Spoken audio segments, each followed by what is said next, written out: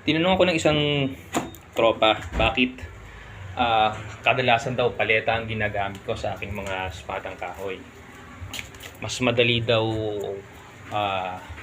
ang bumili na lang ng kahoy sa lumber shop o kaya sa hardware kumpara sa kikinisin mo pa, papantayin mo, tatanggalin mo yung mga butas-butas.